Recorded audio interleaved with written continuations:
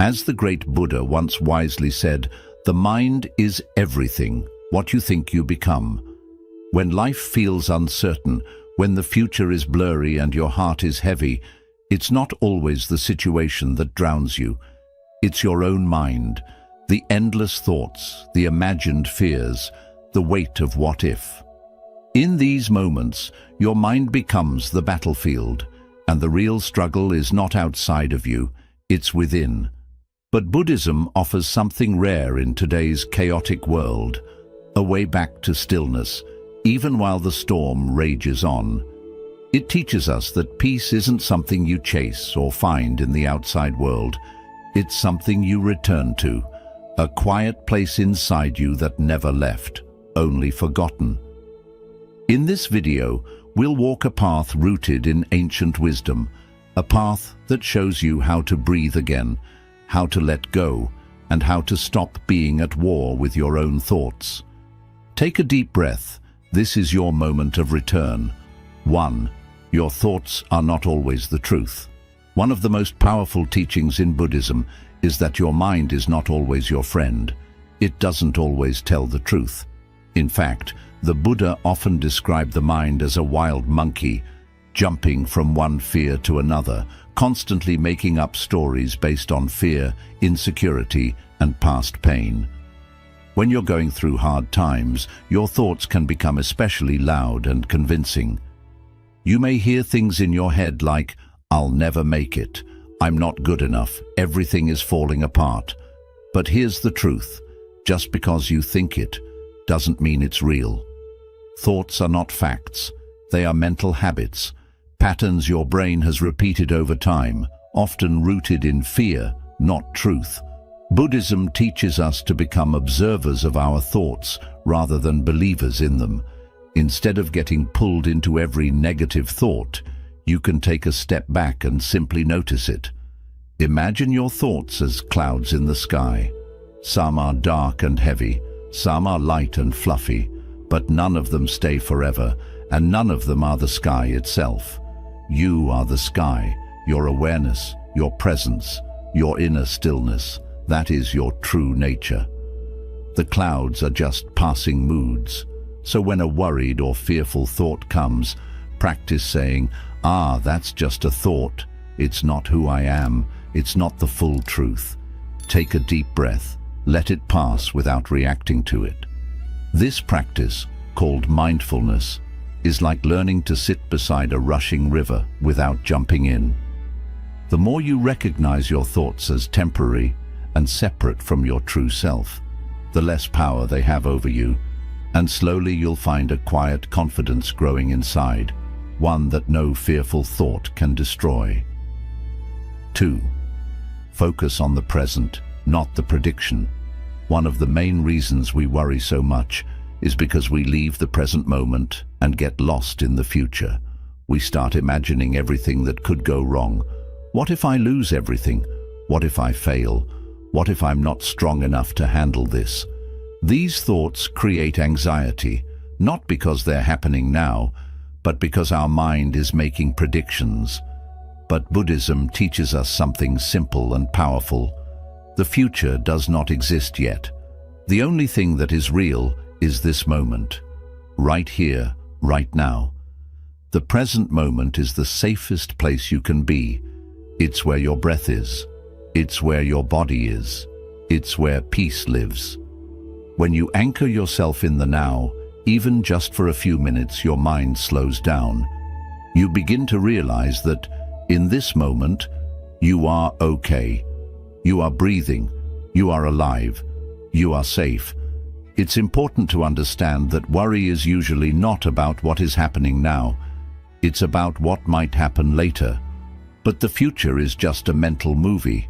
It's not happening yet. And most of the time, the things we worry about never even come true.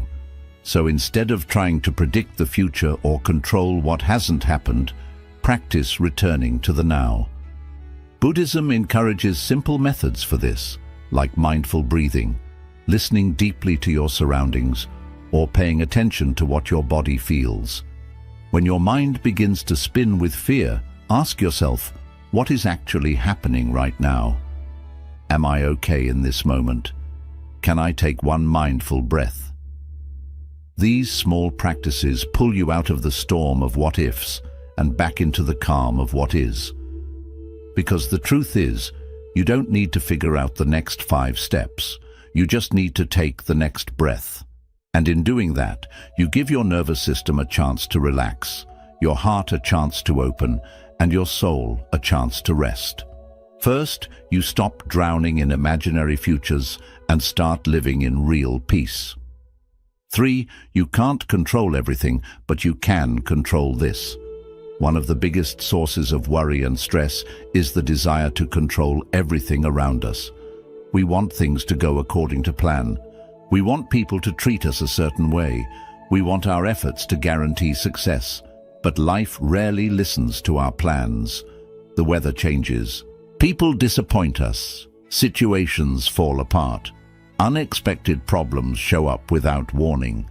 And when things don't go how we imagined, we feel helpless, frustrated, or scared. But Buddhism teaches us a life-changing truth. Trying to control everything is a cause of suffering. Why? Because control is an illusion. The more you try to grip tightly, the more things slip out of your hands. It's like holding sand in your fist. The tighter you squeeze, the more you lose. Real peace doesn't come from controlling the outside world. It comes from mastering your inner world. Here's what you can control: your breath, your response, your mindset, your energy, your actions, your presence.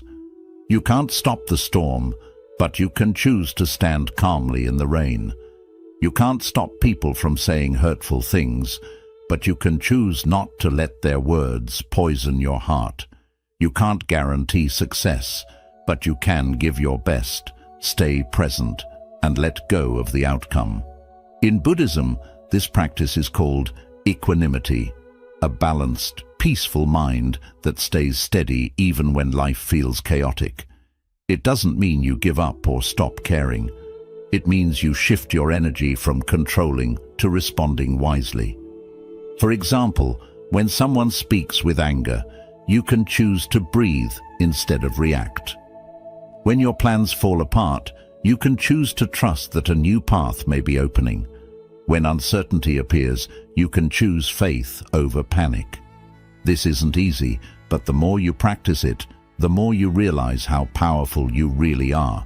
Not because you control the world, but because you don't let the world control your peace. So when your heart feels overwhelmed, remind yourself gently, I don't need to control everything. I only need to control how I respond. That's where your strength lives. That's where worry begins to fade. And that's where true inner freedom begins. For your worst days still built you. It's easy to look back on the hardest moments of your life and wish they had never happened. When you were at your lowest, whether it was facing loss, heartbreak, failure, or disappointment, you probably felt broken, alone, and unsure if you could ever recover. But here's a truth that Buddhism teaches us. Those painful moments were not wasted. They were the bricks that built your strength, your compassion, and your wisdom. Think about a seed pushing its way through dark, heavy soil. At first, it feels the weight of earth pressing down on it. It might struggle and crack, but without that pressure, it could never sprout. Those very forces that felt like they were crushing it also gave it the power to grow upward toward the light. In much the same way, your worst days pressed on you, but they also pushed you to become more resilient. Every time you experienced suffering, you had to face difficult feelings, grief, anger, fear. You may have wanted to run away, blame someone else, or give up entirely. But when you stayed present with your pain, when you acknowledged it instead of hiding from it, you learned something invaluable about yourself. You discovered how deep your capacity to heal could be. You uncovered hidden strengths you didn't know you had. You learned that even when you felt powerless, you still had choices. The choice to breathe, to continue, to reach for hope. In Buddhism, This process of transforming suffering into wisdom is called turning poison into medicine. Just as a skilled alchemist turns a harmful substance into something healing, you turn hardship into understanding, empathy, and inner peace. Your worst days taught you humility because you learned that you are not in control of everything. They taught you compassion because you now know what it feels like to hurt, and you can extend kindness to others in pain. They taught you patience because healing never happens overnight. And they taught you gratitude because when you finally emerged on the other side, you saw life's simple blessings with fresh eyes. So, the next time you're tempted to despise the past, remember this. Each painful chapter of your life played an essential role in shaping who you are today. Without the struggles, you wouldn't appreciate peace. Without the failures, you wouldn't value success. And without the low points, you might never reach for something higher. Embrace your history as a teacher, not an enemy.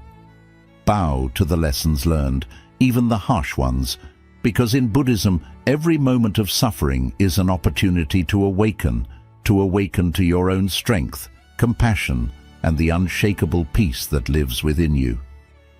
5. Not everything deserves a reaction. When life throws challenges your way, insults from others, unexpected setbacks or moments of self-doubt, it's natural to feel an immediate urge to respond. Our minds are wired to react swiftly. Someone says something hurtful and we lash back. A problem arises and we panic. Yet Buddhism teaches us that every reaction costs a piece of our peace. If we allow ourselves to be pulled into every conflict, our energy becomes scattered and worry takes root more deeply. Imagine your mind as a vast, calm lake. When a pebble is thrown, ripples appear. But if the lake remains tranquil, the ripples eventually subside. However, if the lake's surface is already turbulent, even the smallest pebble creates waves that grow and persist. In the same way, if your mind is agitated, filled with fears, frustrations, and unprocessed emotions, any external pebble, an unkind word, a sudden change in plans, a reminder of a past mistake, can set off a storm of reactions. Buddhist wisdom encourages you to cultivate a state of inner stillness so that minor disturbances don't automatically trigger a response. This doesn't mean you become passive or uncaring. Rather, it means you learn to pause before reacting. In that pause, you create space to choose a wise response instead of an immediate, often knee-jerk reaction. When someone criticizes you harshly, your first impulse might be to defend yourself, to strike back, or to shut down. But if you breathe and observe your feelings, anger, hurt, or shame, without immediately acting on them, you give yourself time to see whether a reaction is truly necessary. Often, you'll realize that the words were more about the speaker's own pain than about you. By choosing not to react, you preserve your peace and your relationships.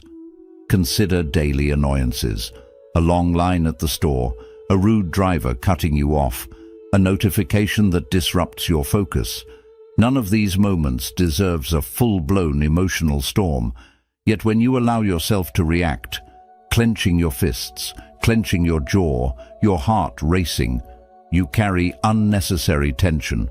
Buddhism teaches mindful awareness. Notice the irritation rising in your chest, recognize the impulse to clench, and then choose to let it pass. You might even silently remind yourself, this is just a passing moment. It does not need my full attention. In doing so, you free up mental and emotional space for things that truly matter. Another source of unnecessary reaction is the inner critic, the voice that judges every misstep, every flawed thought.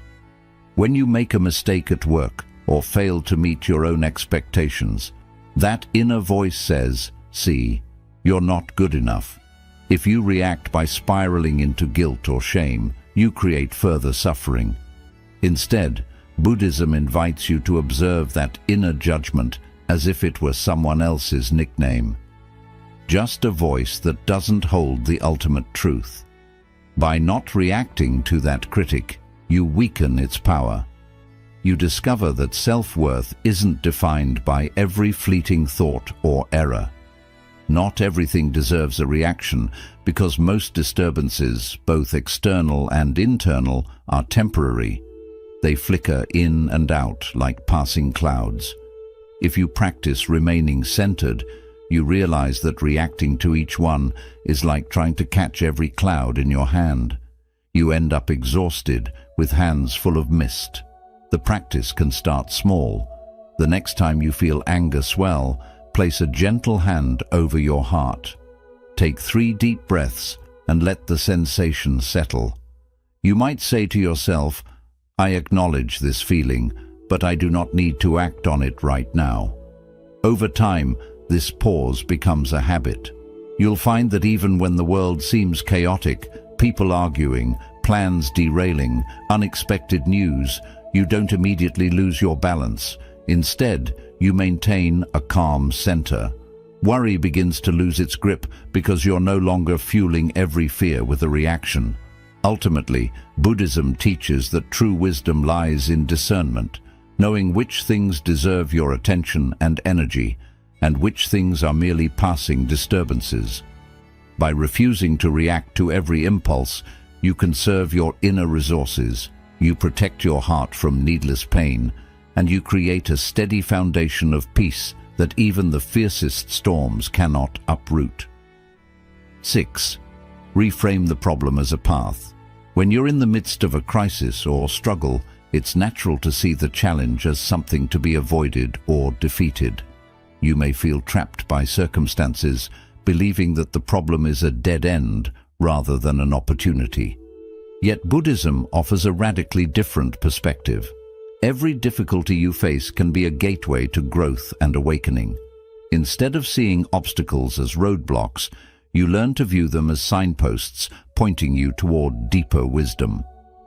Imagine walking through a dense forest and encountering a fallen tree blocking your path. You could stand there, frustrated, convinced that your journey is over, or you could walk alongside the tree, discover a small opening beneath its branches, and continue moving forward. In that narrow gap, you might notice new plants, fresh sunlight filtering through the leaves, or a hidden stream you never would have seen otherwise. The obstacle itself becomes part of your adventure, a lesson in adaptability and perspective. Buddhism calls this process turning poison into medicine. Every problem has within it the seeds of its own solution, if only you're willing to look deeper. When a relationship ends, rather than seeing it as a devastating failure, you can ask yourself, what can I learn about compassion, healthy boundaries, or self-worth from this experience? When your career hits a setback, you can inquire, what hidden talents am I being invited to develop? What new direction might emerge from this challenge? By reframing, you transform the energy of fear and resistance into curiosity and intention. This shift doesn't mean you pretend everything is fine when it's not. It doesn't deny the pain you feel. Instead, it invites you to lean into the discomfort long enough to discover its hidden gifts. Buddhism teaches that suffering reveals the roots of attachment, aversion, and ignorance, the very patterns that keep you trapped in cycles of stress and worry. When you face the hard truth of your pain, you gain insight into why certain situations make you suffer. Perhaps you realize that you've been clinging to a specific outcome, or that you're resisting change because it feels too uncertain. In recognizing these patterns, you begin to loosen their grip. The practice of reframing also involves trusting that the universe has a wisdom beyond your immediate understanding. When the Buddha was confronted with painful questions about life and death, he didn't try to force answers. He sat in silence, observing the nature of reality. In your own life, when a problem arises, pause and breathe before reacting. Notice the story your mind wants to tell, how it might exaggerate the problem or assume there's no way out. Then gently ask, is there another way to see this? What might this circumstance be teaching me? As you cultivate this mindset, you become less reactive and more responsive.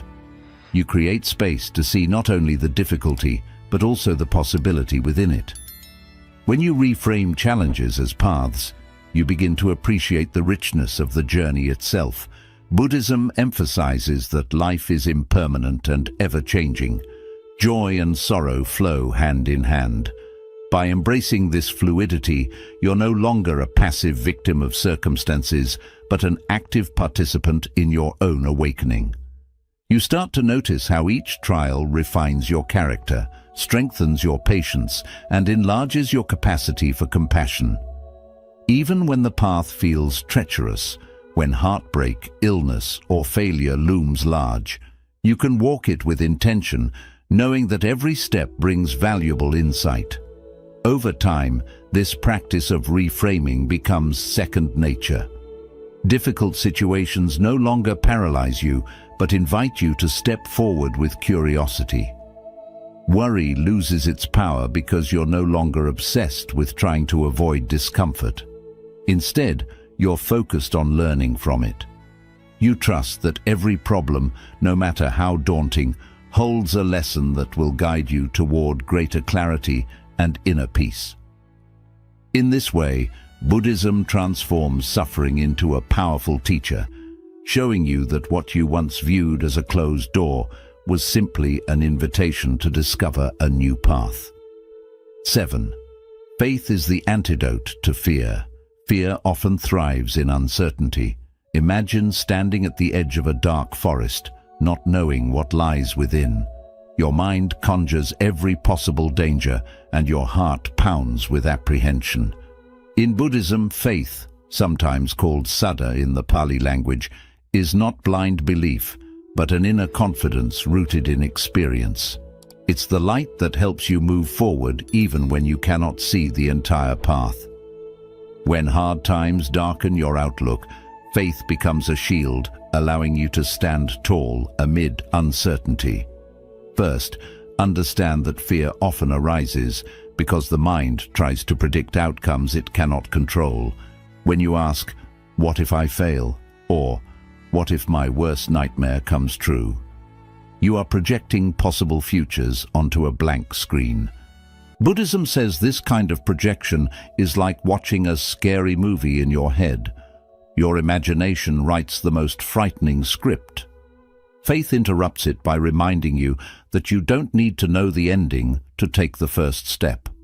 By doing simple things like pausing to feel your breath or recalling times you overcame challenges, you build inner trust that life can unfold wisely, even if you don't have every answer. Next, know that faith comes from real experience, not from motivational quotes. Think about times you faced hard moments, an illness, a breakup, or money trouble, and still found a way through. Remember how, even without seeing the solution at first, you found strength inside, resilience, creativity, or support from friends or strangers. Those moments show that help is available, sometimes from your own heart, sometimes from the world around you. By recalling these times, you water the seed of faith. If I made it through before, I can trust myself to face uncertainty again. Another way Buddhism supports faith is through the idea of impermanence, anicca. Everything changes, your situation, your feelings, and even your body. When you see that no painful moment lasts forever, you begin to trust the natural flow of life. Just as storms end, your current challenges will pass too. Accepting this truth doesn't mean you become passive. Instead, you see that both good and hard times come and go. With this view, you can rest more calmly in the present, knowing today's fear won't last. Faith also grows through community and the guidance of wise teachers, through scriptures, meditation guides, or caring friends. In early Buddhist communities, people gathered to hear the Buddha's teachings and share their stories. This shared faith reminds you that you are not alone in your struggles. Others have walked similar paths, found ways to heal, and discovered peace. When you hear how meditating monks stayed calm in crises, or how practitioners turned suffering into compassion, it plants a seed in your heart. If they could do it, maybe I can too. These examples strengthen your belief that change and healing are possible. Also, Buddhism teaches that faith and effort work together. Faith isn't just waiting for miracles, it is active practice. Even one honest breath counted as meditation can build your conviction. When fear grips your mind, you can say, "I trust that by returning to my breath, I will find clarity." Each time you do this, each moment you choose mindfulness over panic, you strengthen the bridge between fear and faith. Over time, that bridge grows strong enough that fear no longer takes control when uncertainty appears. Notice how faith changes your relationship with fear. Instead of seeing fear as an enemy to defeat, you see it as a messenger pointing to places that need deeper trust or wisdom. When fear shows up, you pause and ask, "What is this fear trying to teach me?" It may reveal hidden attachments, quiet worries, or forgotten dreams. Faith helps you meet that message with curiosity instead of running from it. You may find that under the fear there is a longing for purpose, a need for connection, or a wish to live by your true values. In this way, faith becomes the remedy for fear, not because it erases all anxiety, but because it helps you respond in a new way. With faith, you notice fear and still choose to move forward. You trust that each breath, each present moment, will bring the clarity you need. As faith grows, you'll see fear loses its power to freeze you. Instead, it becomes a gentle reminder to gather your resources, call on your inner strength, and step into the unknown with courage. In the end, these 7 lessons are more than ideas. They are practical reminders that you can change how you respond to fear and hardship. Your thoughts are not always truths. The present moment is all you truly have. You may not control everything, but you can always choose your response. In practice, every painful experience has built your resilience. Not every disturbance needs a reaction. Every challenge can teach you something, and faith, rooted in past strengths and trust in impermanence, will support you when fear arises. As you live these teachings, you shift from being overwhelmed by outer events to feeling centered in your inner wisdom. Worry may still visit, but it does not have to stay.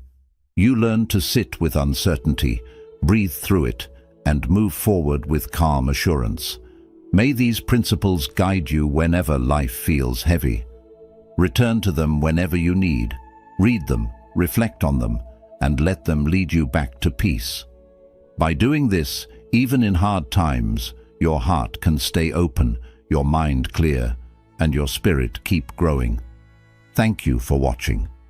If these lessons touched you, take a deep breath now, appreciate your progress, and step gently into the next moment.